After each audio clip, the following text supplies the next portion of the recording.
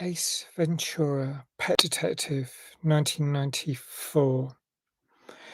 I've mainly been posting reviews on this film that of films that I like, positive film reviews. As a whole, I think the lowest score I've given so far in 3 years of posting films, over 170 films, is 6 out of 10, but this one's lower.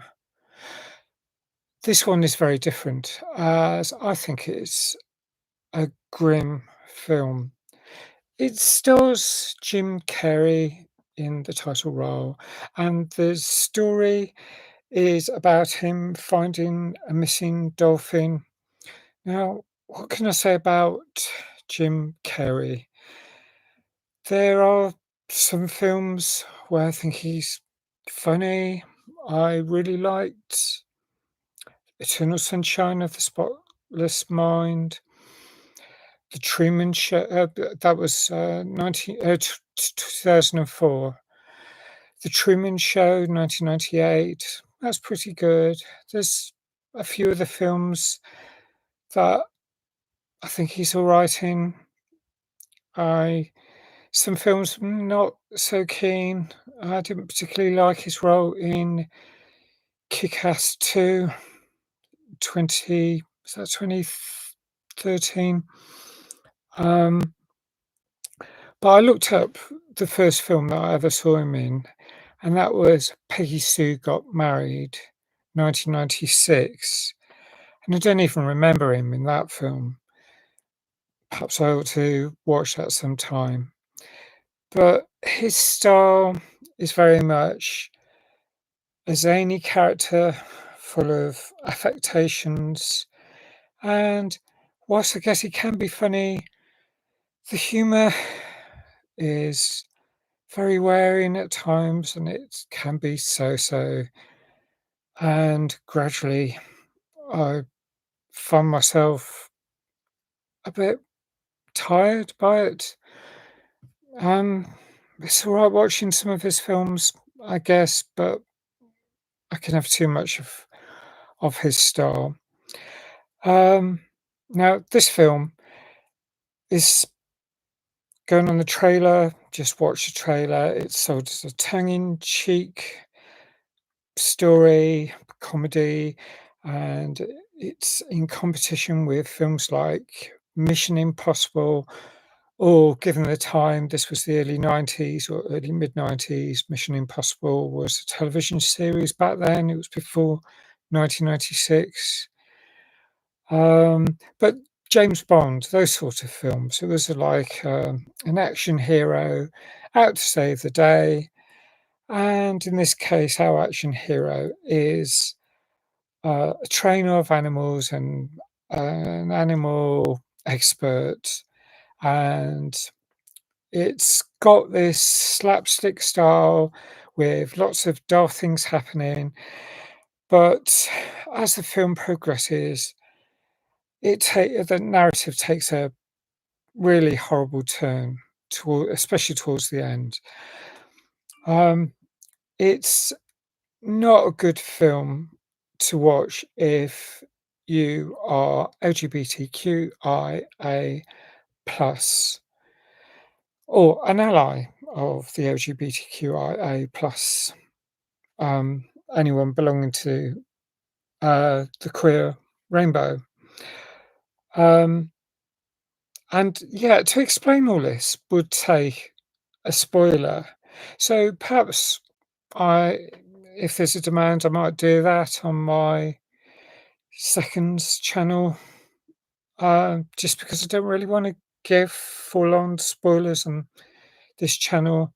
But just to explain um, that towards the end of this film, there's a strong display of transphobia and homophobia. And there's a lot of characters that are supposed to be on the goody side of this film. And also there's on the soundtrack, there's an emotive tune from a film that was in the cinema less than 2 years earlier from 1992, and because that's so evocative, it makes it particularly upsetting. So, I should leave it at that. That's sort of explaining how I feel about how the film progresses. But I've had, discussions more recently with LGBTQIA plus people, and our conclusions about this film are very similar. And I've seen other people talk about it on YouTube, and they've explained it very well as well. So you could probably find other examples um, explaining exactly why it's a terrible film, um, and punches down on a small minority. Um, Now, if you're part of a marginalised group, it's awful whenever, I mean, it's the same when you're in, it's the same whenever you're in a sort of, you get into a particular, rut, you sort of like, I like just about any, I mean, disablest films, racist films, xenophobic films, any film where people are being punched down on. There might there might have been an intention for humor by the people making the film, but it totally falls flat, and it really hurts if you're part of the group who the humor is at the expense of. So, there are a few other films, especially from the 90s, even into the noughties, that I feel had a similar aspect to this. And now on streaming services, I've noticed there's a warning that this the film contains discrimination and attitudes from a different time.